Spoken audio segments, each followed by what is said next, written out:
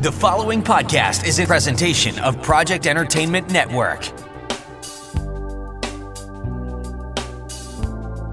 Welcome to the Sample Chapter Podcast, the show where authors read a sample chapter from one of their books.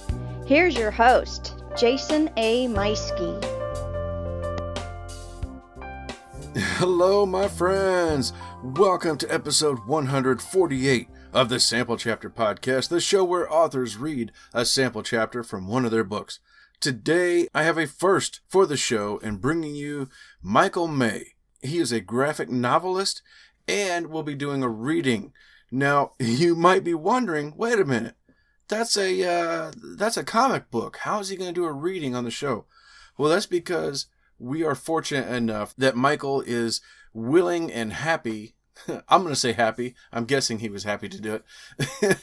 Willing enough to describe the scene. He's describing the characters and the monsters and doing sound effects as he does the reading and reads the dialogue.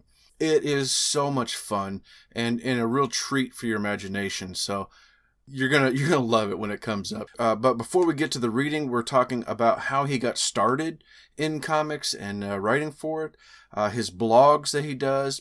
His other podcasts. He's also the co-host of several other podcasts, including The Way I Found Him, which is one of my favorite shows right now, the Hellbent for Letterbox podcast.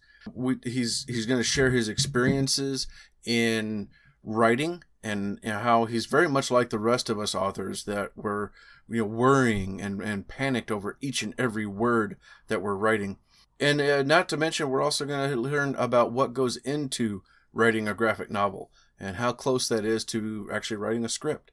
It's a lot of laughs. We have a whole lot of fun. And again, that reading, listening to it that time and then going back and editing his reading for the show, I couldn't shake the feeling of like watching the old Adam West Batman. Like hearing this and then he says zoom or snack or whatever, all these sound effects. It's so cool. It's very reminiscent of that, and you're going to really enjoy it. So stay tuned for that. It's coming up here in just a few moments. First, let me thank my longtime sponsor, Scrivener Writing Software.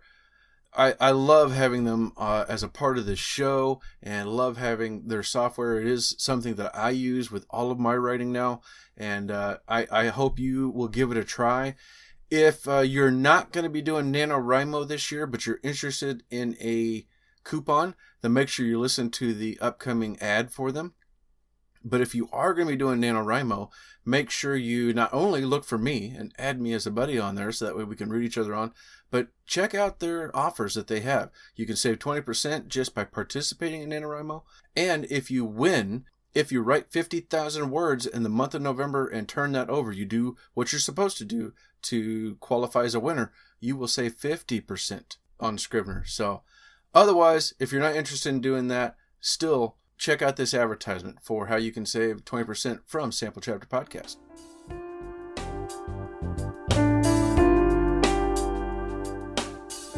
Jason here. Hey, I wanted to take a moment and tell you about my favorite writing tool, Scrivener.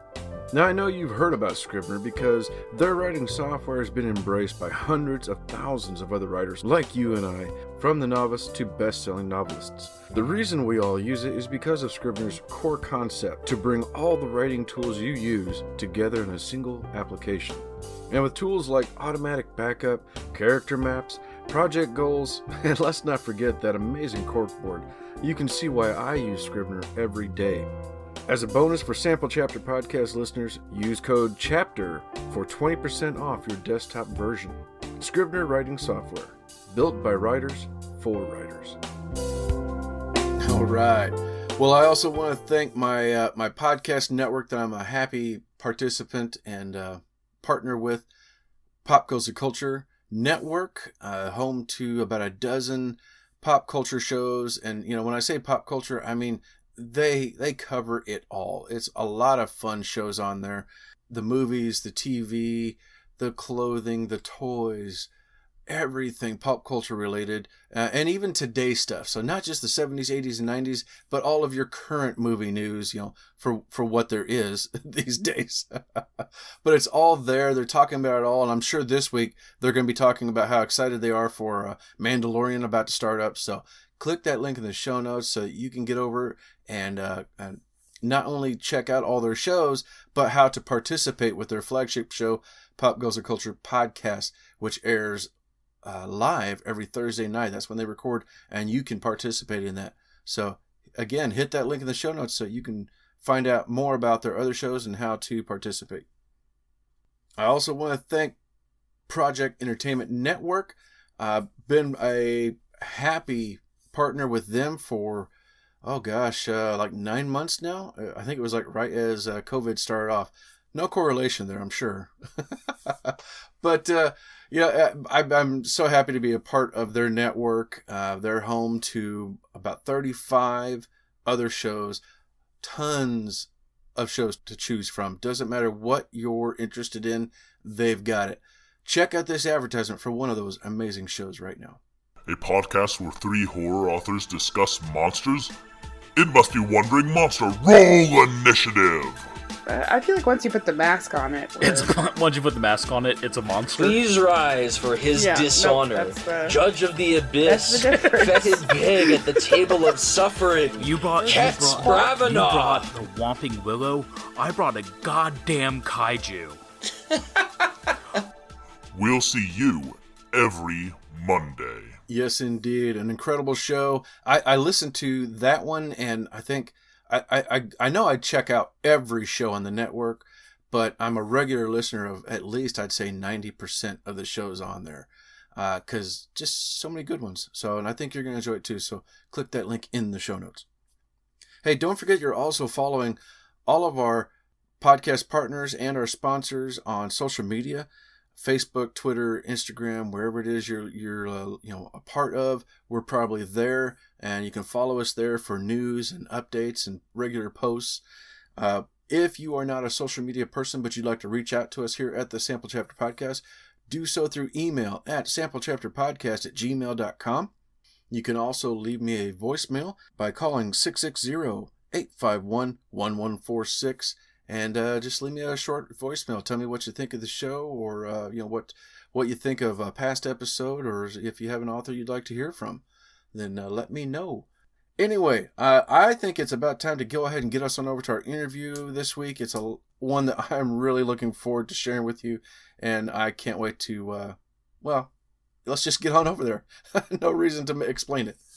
Let's get over to our interview with podcaster and graphic novelist Michael May.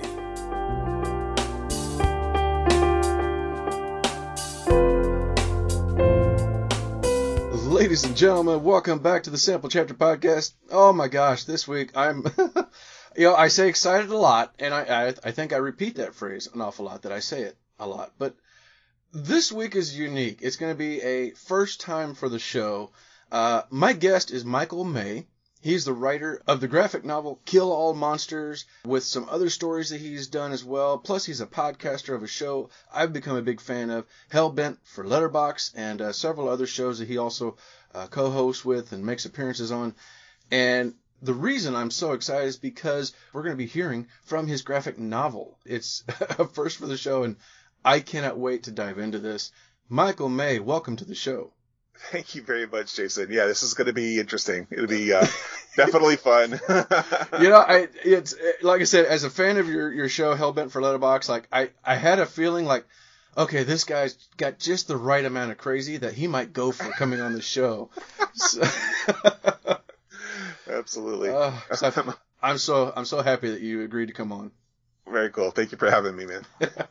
Well, give us a little bit of your background and what you're working on. Wow, I don't even know where to start. I've been a comics fan all of my life, and have either written comics or written about comics for, I don't know, probably a couple of decades now.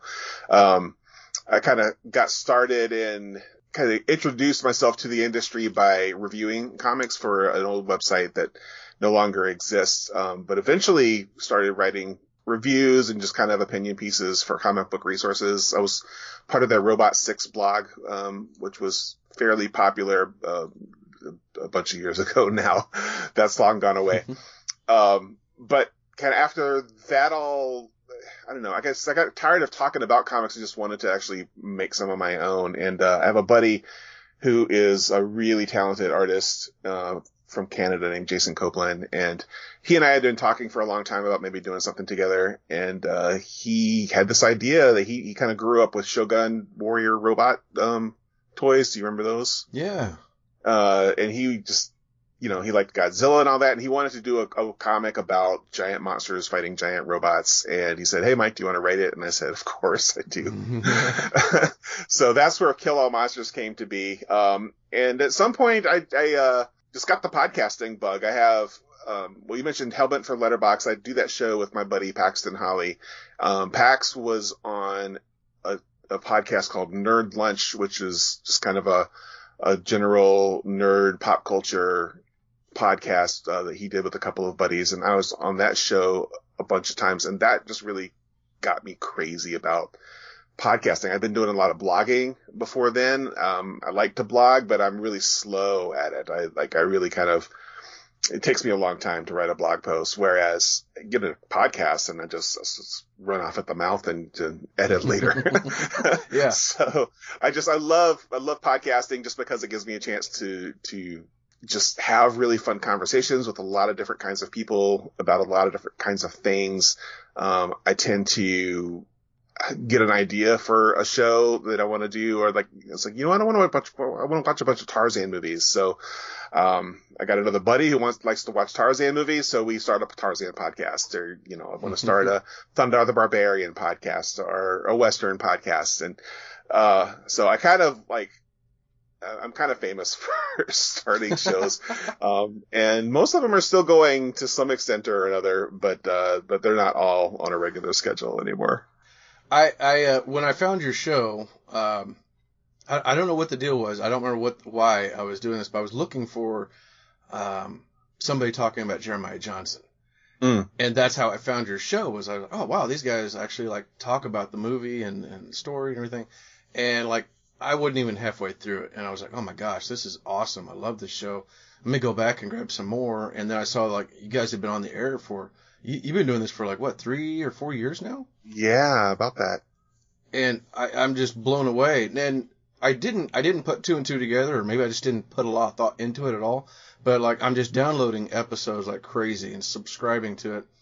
And I went through, I think your whole set in about a week. Wow. And then I'm caught up, and there was nothing new coming out. And then finally a new episode dropped. And then I realized, oh, okay, so over so many years' time, that's how I caught up, is because it's a monthly show. And I just didn't put two and two together thinking about that at all. But that's still cool, and that explains also how you were able to do so many shows without going crazy. Right. Yeah, most of my shows tend to be monthly. Hellbent tends to be kind of bi-monthly, just because Pax and I, we'll record 2 episodes at the same time, and then he'll edit one and I'll edit the other one, and then we'll just kind of drop them a couple of weeks apart from each other. So, but yeah, doing a weekly show, I think that's why Nerd Lunch kind of went away, was just because those guys were doing it every week, and we're putting a lot of effort into it every week, and I don't even know how you do that. It's there's sometimes I wonder myself, but yeah,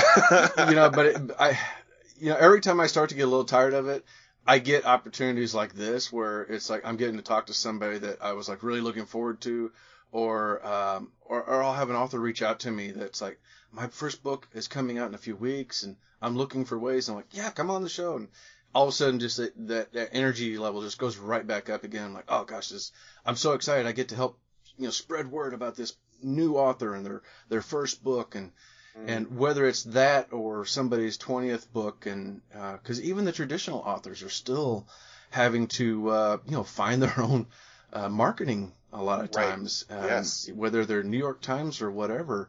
And it's as much as it occasionally wears down on me.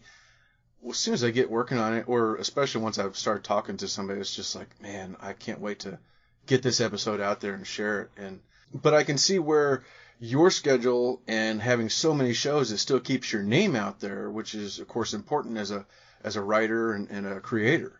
Yeah, that's true. It's weird because I tend to keep the podcasting world and my writing world just kind of very compartmentalized in my head. I was on a show recently. It was one of my own shows, and we were talking about kind of wrapping up the show, and I kind of always give people a chance to, especially their guests, to, kind of say, where can people find more of your stuff on the internet and all that kind of stuff. And somebody reminded me, it's like, hey, Mike, you've got something. You got this comic book that you wrote. It's like, oh yeah. Like, I never talk about it on the podcast, but it's there. And when I am thinking about that, and especially like as we have this one big omnibus graphic novel. It's a total brick. It's like 300 something pages. That was published by Dark Horse a couple of years ago. And I just finished writing the sequel to it. So, once Jason has a chance to draw it and we kind of get it out into the world, then like my brain will kind of go back to, okay, it's time to start, focusing on killing all monsters again. Mm-hmm. But yeah, it's very, I should do a better job of kind of integrating the writer side of my life with the podcasting side of my life. Well, clearly you're a very modest guy. I mean, just from listening to you and Paxton talking, I mean, you're very modest. You guys don't bring up a lot of your own stuff in the background, which, and I can relate to that because I'm like with this show, I look at it as an opportunity to tell everybody about my guest. Mm-hmm. And over time, I've like been reminded, like, hey, it's your show. You need to like remind people that you've got a book too, or a new book coming. And like, oh yeah, okay, I probably should. And it's interesting because people will reach out to you and want to know, hey, when's your next book coming out? Or hey, Michael, when's your next comic coming out? And you're like, oh yeah, I should probably remind everybody. Exactly. Yes. And unless you're going on somebody else's show, it doesn't really occur to us to like want to talk about our own stuff. Right. I can totally relate to that. Yeah. So how did Hellbent for Letterbox come about? So that was, like I said, I kind of got the podcasting bug just by guesting on Pax's other show, Nerd Lunch, and immediately, like, I wanted to kind of just put my toe in the water a little bit, try to figure out, like, okay, how do you do a podcast? And I experimented with a couple of others, and I probably should have quit there. So one of the other Nerd Lunch guys, his name was Carlin, and he and I started a show called Dragonfly Ripple, which was, I don't know if you're a Muppets fan at all, but it was named after the Kermit the Frog's favorite ice cream. Oh gosh, yes. Favorite ice cream flavor. I remember in the Muppet movie. Yeah. But it was all about kind of bringing up the next generation of nerds. So, Carlin has, a daughter who was pretty young at the time, and, my son was pretty young. And so we were like, okay, let's just do a show about what it's like to kind of be a nerd parent and introduce your kids to these different things. And so, it was really the four of us together on this show, where me and Carlin and then our two kids, and we would just share things with our kids and talk about how they enjoyed it and that kind of stuff. So that was like my first kind of podcast effort. And then I started another one, which is still ongoing. So Dragonfly Ripple is kind of done because our kids, my son's he's a freshman in college this year. So like all the nerd parenting I'm doing, well, that's not really true. Like, you never really grow out of it. I'll still constantly introduce him to things, but he's introducing me to things. It's just a different dynamic. But I started a show called Mystery Movie Night with some buddies of mine that it's we call it the movie review podcast. It's also a game, and the concept of that one is, I promise I'll get back to Hellbent for Letterbox in a minute. The concept behind Mystery Movie Night is that the host of that particular episode picks 3 movies that have some kind of secret connection to them. And it could be like an actor or a prop or a theme or music or whatever. Oh, nice. But that's a secret. So they just say, okay, we're going to watch these 3 movies, and then we'll come on, we'll talk about the 3 movies, and then we'll, spend some time at the end trying to guess what the secret connection is.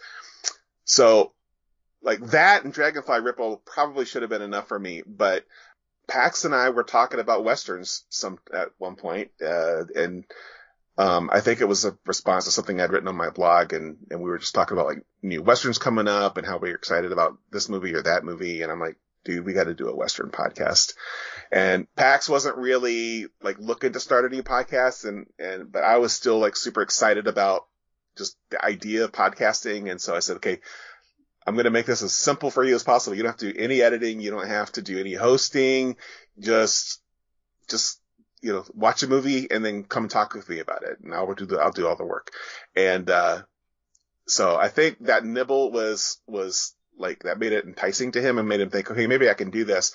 But then Pax being Pax is like, no, I'm going to help out. Like, I'm going to, like, he edits every other episode and hosts every other episode. And, so that's how it all started. It was just like, I was kind of just starting to get into the craziness of, hey, if I have this idea, I can actually make something, and put it out into the world. And just Westerns was something I really wanted to talk about.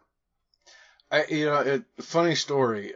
Going back and binging your whole show, I kept Paxton's name just kept sticking in my head, and I couldn't figure out why until you did Silverado, and then it hit me. And it's that scene early in the movie when they're looking for Baxter and Holly, and that's what it was. It was like, oh my gosh, that's what it was. Like, every time I kept thinking, and I kept saying his name like that, like Paxton, Holly, and I'm like, why is that in my head so much? Because Silverado has a very special place in my heart. It's probably my top 5 easily, for not just Westerns but movies, I'd say. But that's one of those movies I can quote, and but it just cracked me up, like how close his name was, and that's what was sticking in my head. I guess that's just how my brain works. But I was like, oh my gosh. So shout out to Paxton, big fan of the show there. So yeah. Now I have to go back and watch Silverado again, because if I noticed that before, I could have forgotten it because my brain forgets a lot of things. yeah. Those guys with the wagon trains, like, you're not Baxter and Holly. That's fantastic. I love it. Oh my gosh. So how long had you been writing prior to doing the graphic novel? A few years. I got my start. I was on the message board. You remember the internet back in the day of message boards? Oh yeah. And there's a comics writer named Steve Niles who is a horror writer. I'm a big horror fan too. And Steve, he wrote a comic called 30 Days of Night, which has been made into a movie. Mm-hmm. People might be familiar with that. But anyway, he had a message board, and I was on that message board. And one of the cool things about Steve was that he was very gracious about sharing, like, kind of his experience, but also like encouraging other people, creative people. And he gathered this community around himself of just artists and writers and people who, were eager to break into the comic book industry, but didn't really know how, didn't know what to do. And Steve wasn't gonna do the work for us, but he was always very kind of eager to, kind of share his experiences. But we decided, the people on the message board decided we were going to make a comic. And so we started pairing up writers and artists, and we made this horror anthology, which, is, about the level of quality you might expect a horror anthology by a bunch of amateurs to be. But it was super fun, and, just kind of introduced me to the idea of like collaborating on stories and writing something and then seeing it come to life with an artist. And, so I just did a bunch of anthology stories for a long time. They're pretty easy to write. They're short. So Kill All Monsters was like my first, long form comic. But I'd been kind of just playing around with different kinds of, shorter comic book stories in these anthologies for a while.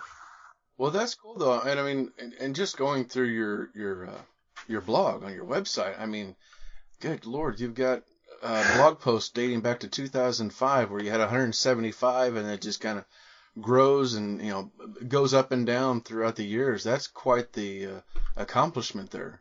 Yeah, I've had that blog going for a long time. It started off just very much. I go back and read some of those early posts, and it's just me trying to figure out what is blogging.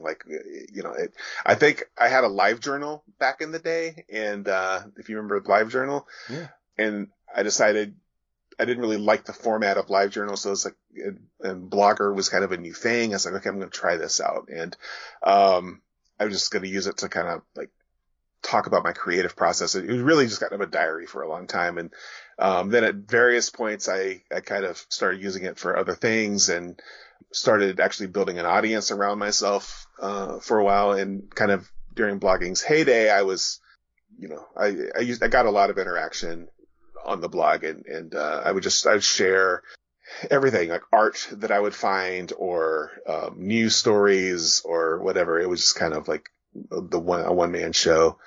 And then things like Tumblr came along, and so I quit just sharing art on my blog, and I would just kind of do that on Tumblr. And so it's kind of morphed into, right now it's a place where I at least will let people know like what podcast I was on recently. Mm-hmm. And then it ramps up a couple of times a year. I'm a big Halloween fan, so I do a countdown to Halloween every October. So like pretty much every day in October, I'm putting up something kind of horror or Halloween related. I'm a big fan of the story of Christmas Carol, and I'm a big fan of Christmas in general. So every December, I do a series of posts about A Christmas Carol. And then the rest of the year, it's just kind of like, here's a movie I want to talk about, or here's something I want to do.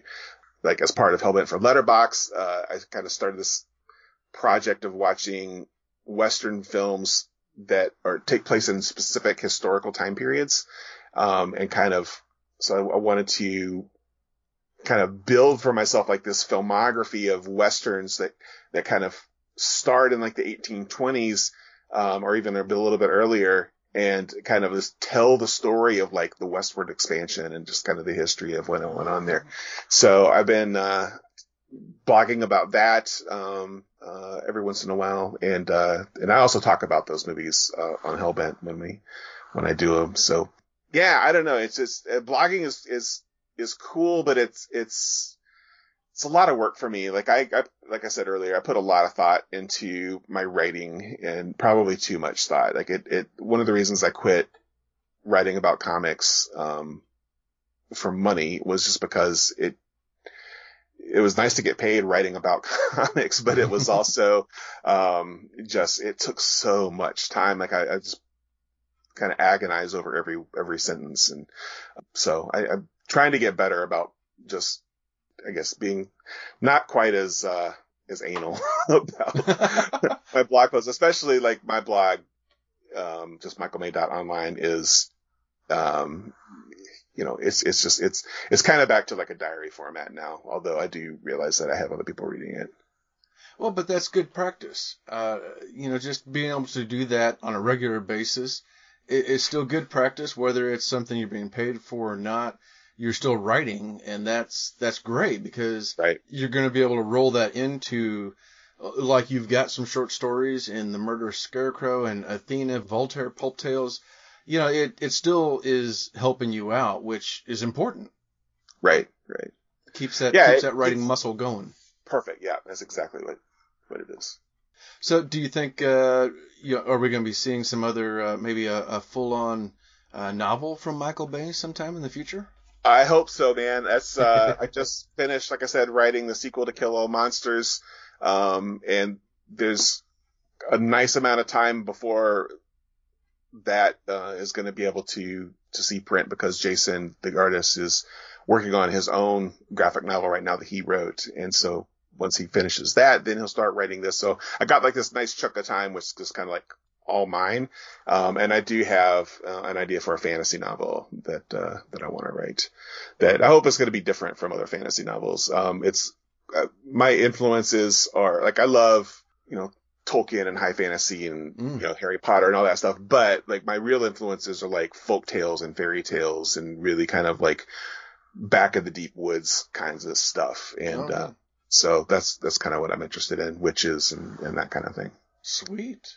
Yeah. Yeah. Well, you got to let us know when those come out, so that way I can give everybody a shout out that, go back to episode this and listen to Michael May, and then, his new book's coming out. So, today we're hearing from Kill All Monsters, and, I'm sure I'm probably hearing people right now in the back of my mind saying, wait a minute, how do you write graphic novels? So what goes into that process? Because it's definitely different from novel writing. Yeah, it's a great question, and everybody does it a little bit differently, but I'll tell you kind of how I do it. And well, one thing that everybody does is, so the writer writes basically a script, and people might be more familiar with like movie scripts, or maybe they've read or seen a movie script or even written one themselves. Okay. So you're writing basically a description of what's going to be on the page for the artist to then interpret and draw. And where the individual writer's preferences kind of come into play, and hopefully match up with the preferences of the artist, is how much detail you put into your script. So some writers put a ton of detail in, and they'll describe the characters, and they'll say this character is going to be on this side of the page, and this page is going to have this many panels in it, and then you can get a lot looser than that. Like back in the day when Stan Lee and Jack Kirby were creating Marvel Comics together, like literally they're creating the company. Stan would just kind of write an outline of like this is kind of what I want to have happen in this issue, and then Jack Kirby would go and just draw the whole thing, and then give it back to Stan, and Stan would like put word balloons in. Mm-hmm. And so that's one way to do it. And for Kill All Monsters, Jason and I kind of fall somewhere in the middle, and the more we've worked together, the more I trust him, and I know, like, I trust his instincts to tell the story visually. And so I have purposely started to like pull back the amount of detail that I give. Like, I still, like, if there's, someone's going to shoot a gun on page 60, I need to make sure that the person has a gun, on page 57, yeah. So that it's there. So I'll let Jason know, okay, make sure they're carrying a gun in this on this page, because it's going to be important later. So, you got to let them know, what the important details are, but then I try to just let them be as free as possible with, what the page looks like, and even what the characters look like. Like, this is a comic about giant robots and giant monsters. And so my monster descriptions tend to be pretty loose. Like, I'll say, okay, this is a flying monster and he's got laser beams for eyes. And then Jason just draws whatever he wants around that. So like my descriptions of the monsters are very loose, but then my descriptions of the fights are pretty tight. Like I like fights that are well choreographed. I don't enjoy reading comics where it's just like splash page after splash page of this person's punching that person and this person's kicking that person, and they don't really connect. Like, I want you to be able to kind of like see the fight progress in your mind and like fill in the gaps in between the panels. Mm-hmm. So I'll be pretty specific about like how the fight goes, but then as far as like, the specifics of what it looks like on the page, that's all Jason. That's cool though. So it's very much a symbiotic relationship between artist and author. Right. And you're very much playing off of each other, where, I don't know, like how often you're surprising him with where the story goes, and how often he's showing you something and like, oh mm-hmm. God, yeah, I didn't even think of it looking like that, or being able to do that. For sure. Like, he'll even, he'll, and he's nice enough. Jason will ask me if it's okay to do this before he does it, and I've never said no. But he'll say, hey, can I just combine these two panels? Because you have these two panels, but I can communicate the action clearly in one, and it'll be like a nice big splash panel instead of, like two people just talking or something. So like, he's always like, he brings his own like artistic sensibilities to it, and his instinct for like what's going to make it really exciting to look at. Wow. Okay. Yeah. It's great. It's a great feeling to like write down something that you kind of have imagined in your head, and then see somebody bring that to life in a way that you didn't even imagine. But it's kind of like what you imagined, but it's better. It's a really cool feeling. Well, I can just imagine, because I know, like with my writers group, whenever we got to meet in person, we have a couple of script writers in the group. Two of them were actively writing scripts, and they would read from it to get our feedback. And it was a different mindset for me that I had to learn to listen to him, because it's not just, Michael walked into the room and saw this, or, whatever. You're not really getting into the head so much. It's what's being expressed through the actions. And, right. you got to like hit those beats, and then of course, here's the dialogue, right, like crazy, right. and so that's fascinating. That I didn't even think about that a graphic novel is that close to a script. Yeah, and you make a really great point too about in a graphic novel, at least the way that I write them, like I don't get too deeply into the thought, like, and you don't. It's not like you're reading a novel where you can get pages and pages of this is what this person thinks about what's happening right now. Mm-hmm. And I know some comics that will do that, but I always get bored. Like I think of comics predominantly as a visual medium. If you're going to spend page after page after page with captions just describing like what's going on in somebody's head, you shouldn't be making a comic out of it. You should be writing a novel. But the comics that I write tend to be they read pretty fast. I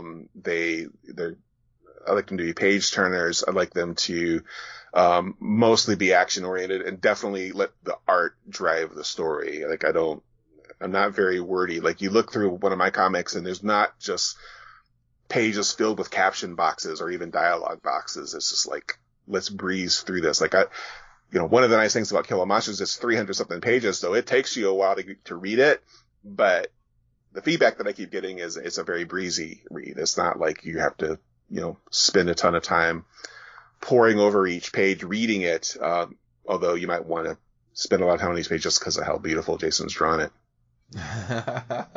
That's awesome. And you've got it available on hardcover or ordering from Kindle and Comixology, which is really cool, right. too. Yes, exactly. Yep. This is awesome, man. I cannot wait to dive into this myself. I'm going to have to order one and check this out. I don't think I've ever... Oh, gosh. Well, no, that's not true. I've tried out a couple of the free sample comics on my Kindle, but yeah, I'm going to have to check this out because this looks pretty awesome. That, or maybe I'll just order the hardcover and have it on my shelf here behind me. Cool. This looks awesome, man. Well, definitely when the next one comes out, and whenever if you do get busy on those novels, or maybe you sell a script one of these days, you gotta let us know so that we can help promote it for you. Absolutely, for sure. All right, Michael, thank you so much again for coming on the show. Where can people find and follow you? So michaelmay.online is my website, my blog, and that's a great place if you just want to kind of read what I'm up to. I'm also really active on Twitter, and my Twitter handle is Michael May Comics with an X, so Comics COMIX, and you can get a hold of me there, and I'm pretty responsive. Yes, and I can attest he's also on Goodreads, and he's kicking my butt on this year's book goals. but still, you can follow him there too. If nothing else, the pandemic has been pretty good to my my Goodreads challenge. Yes, absolutely. And again, I'm gonna also give a shout out for the show Hellbent for Letterbox. It's a great show. I really enjoy it, and it's just I can't believe for me, and I don't think it's just my age, but just getting to go back and revisit all these old westerns and new ones, for that matter, has been a lot of fun for me. So everybody's got to make sure and go check that out. Thank you, man. Appreciate that. All right, ladies and gentlemen, time for me to set aside and check this out. I'm so excited. I have no idea what to expect, and I don't think Michael does either. So this is going to be fun. And, ladies and gentlemen, I'm going to hand the floor to our guest, Michael May, with Kill All Monsters. All right. So this is going to be the story time, boys and girls. And because it's a graphic novel, actually there's a little bit of a cold open before we get to the name of the chapter. So the page that I'm starting on takes place in Kenya, and there's a little village, and people are just kind of walking around the village, going about their business. And then there's a young boy playing with a toy, and you see this puddle start to kind of ripple, and there's a little thoom sound. And then the boy and everybody in the background take off, and there's a larger thoom sound. And then the boy runs to his mother, and they're looking up at something, and then it's revealed that this is gigantic insect kind of creature, and it's going, and then the chapter title is revealed, Chapter 2, Attack of the Killer Robot. And on that page, you have this giant robot kind of doing a full body tackle of this insect monster, and with the sound effect, thoom. The robot throws the insect monster off. It thuds off into a field, and the robot points an arm at it with these it looks like some kind of missiles or something embedded in the wrist of this robot. He fires some missiles at the monster, and they enter the monster with a spelt sound effect.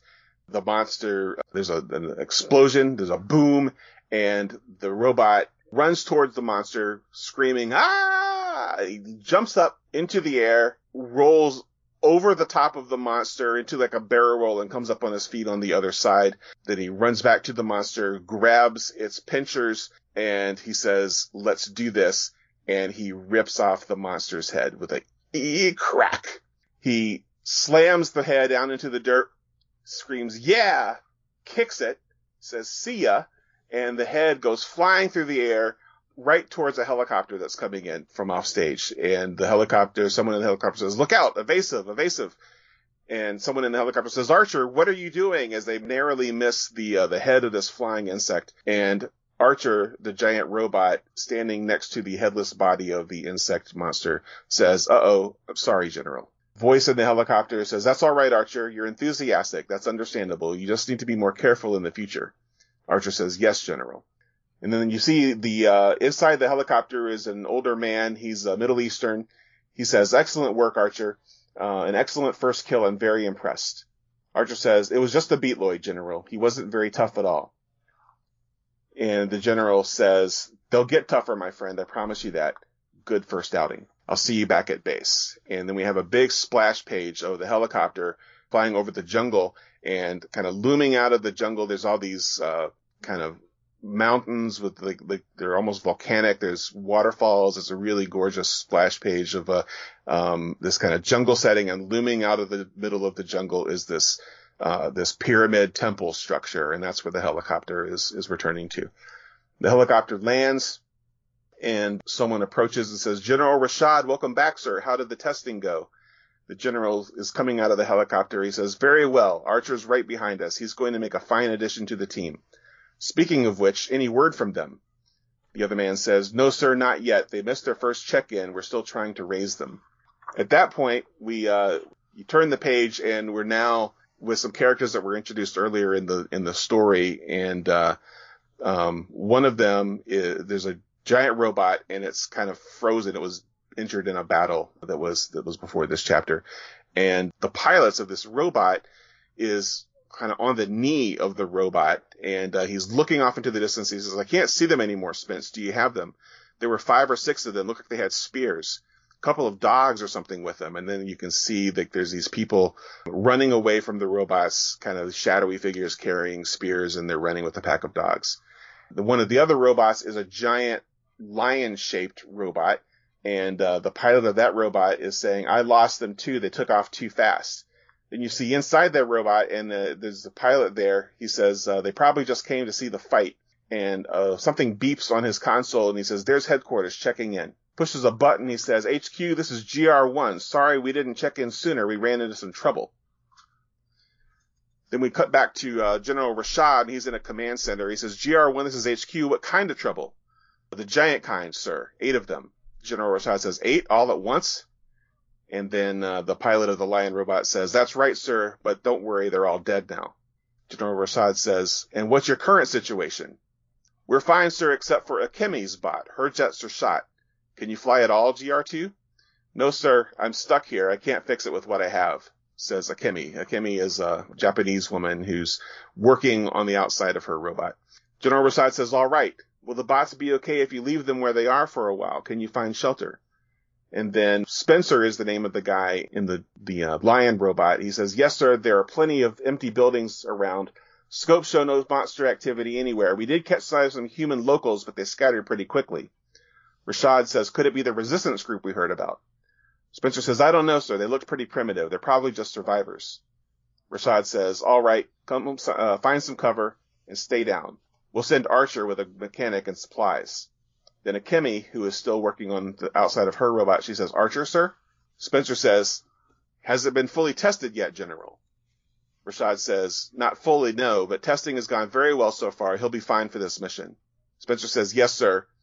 We've got your homing signal, says Rashad. He'll be there soon. Spencer says, yes, sir, GR1 out. Akemi says, GR2 out. She does not look happy. And then the third pilot, who's sitting on the knee of his robot, says GR3 out. And then Rashad says HQ out. And the guy, his name is Dressen, was sitting on the knee of his robot, just kind of sits there brooding for a minute and says, well, okay then. And he starts to climb down. Kimmy also starts to climb down. She gets to the bottom of her robot, jumps the last little bit, lands just as Dressen is coming up, and Dressen says, well? Kimmy says, well, what? Dressen says, Archer, that's what. What else would I be talking about? Kimmy says, it's coming. What do you want me to say? Dressen says, but you can't be happy about it. She says, Dressen, I'm not happy about a lot of things. I'm not happy that we accidentally created giant monsters in the 50s. I'm not happy that they're stomping around everywhere, killing people and destroying homes and making us wear giant armored suits. But we've got a job to do, and you work with what you have. Oh, that's brilliant, Dressen says. Wait a sec, she says. Spencer, are you coming down? She's speaking into her wrist communicator. And then up in Spencer's robot, he says, yeah, I just wanted to scan the area one more time. I'll be right there. He says, take Dressen and go search for shelter. I'll catch up. Kimmy says, I'd rather wait for you. We have a couple of hours of daylight left, so we're fine. Just hurry up, okay? Spencer is in a wheelchair. He's actually a paraplegic. He has no legs below his knees, and he takes the chair into an elevator and is pushing some buttons. He says, I'm on my way. Kimmy says, still? What's taking so long? He says, settle down. I'm in the lift now. She goes, you want me to hum the girl from Ipanema for you? He says, shut up. That's one slow elevator. I could probably sing it a few times. Shut up. Then it cuts to soon, and the three of them, Spencer and Dressen and Akemi, are walking through the rubbled streets of Paris. And Akemi says, I don't know, do you guys see anything? Dressen says, defensible? Not yet. Everything's crumbling. Those people we saw aren't friendly. And Akemi points, she's smiling, she goes, there. And they're looking at this cafe that's completely just, it's rubble, it's hardly holding itself together. She goes, on the corner. Dressen says, you're joking, right? That place is going to collapse any second. Akemi runs off and says, let's check it out. Dressen yells her name and then turns to Spencer. He says, boss, you can't seriously be thinking. Spencer says, you heard her. Let's go check it out. Dressen rolls his eyes. Oh, you're taking her side. Shocking. Inside the cafe, Akemi is undoing her backpack. She goes, it's great, you guys. Spencer rolls in on his wheelchair. He says, not bad, Akemi. Nice job. She goes, oh, you know me. Always looking out. It's a bit dark, isn't it? Says Dressen. Goes, it won't be in a second, Grumpy. And then in the shadows near her, you hear this grrr, and someone yells, Akemi, get down. And this ginormous wolf creature, I say ginormous, it's just a little bit bigger than human sized. So it's not like a giant kaiju, but it's like this wolf creature is attacking her, and Spencer and Dressen both pull out their guns and shoot at it. The creature goes down. Akemi says, what is that?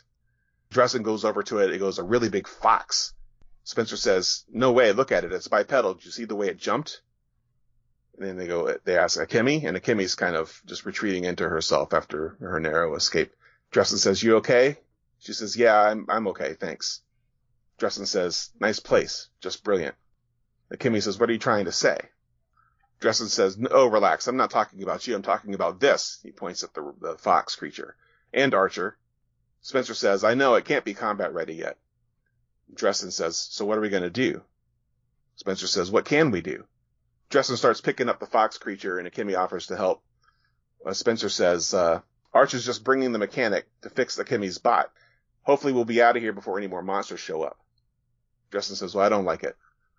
Spencer says, none of us do. You think I want to trust the monster fighting to an AI? I'm nervous as hell about it. But again, what choice do we have? Rashad's made up his mind.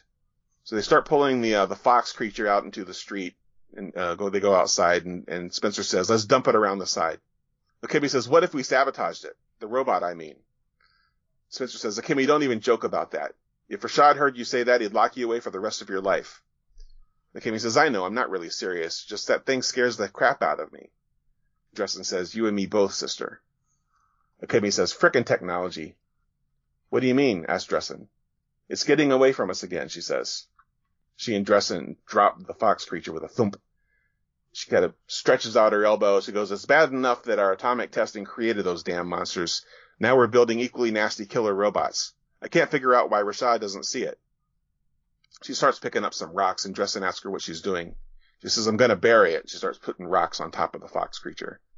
Spencer says, Rashad's dedicated, whatever it takes to wipe the monsters out. You can't disagree with his passion. Dresden says, passion's one thing. Killer robots are over the line. Spencer says, damn it, Dresden, I hate you making me defend it, but do you even remember why we're doing this? Dresden says, what the hell is that supposed to mean? Spencer's really angry now. He says, fighting those monsters cost me my freaking legs. Before I met Rashad, I thought we were dead. I thought the world was dead, and all we were doing was waiting to die. We were done.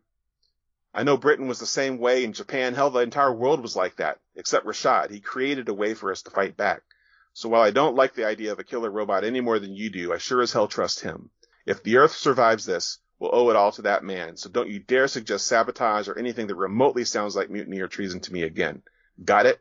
And the very last panel, as he says, got it, is building up above and a pair of human legs wrapped in like furs and bandages as someone's listening in on their conversation.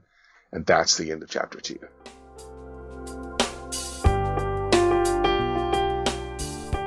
Dun dun dun! Haha, that was Michael May giving us a fantastic reading from his graphic novel, Kill All Monsters. I told you this was a lot of fun, and it was a treat for the imagination. Click that link in the show notes for this book to follow Michael on all of his social media and his website, his blogs, everything there. Check out his podcasts, check out his artist, Jason Copeland, and don't forget to also click for our sponsors and podcast friends alike. Tune in later this week when I am back with Bonet Bartron and her latest novel, Whispers. See you again here in a few days, folks.